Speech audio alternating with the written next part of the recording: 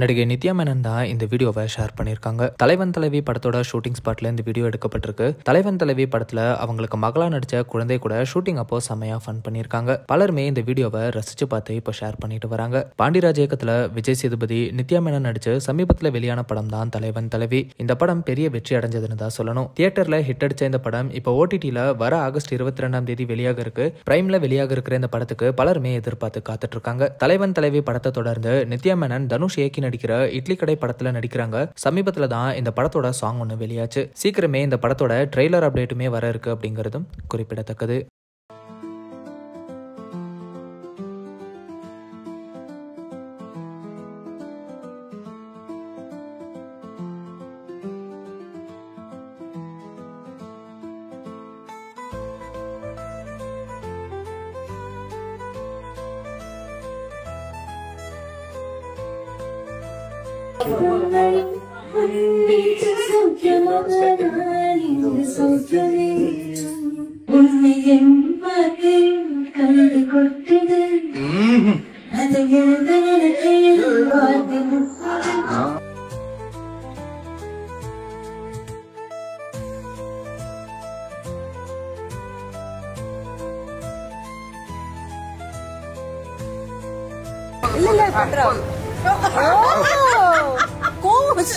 She's on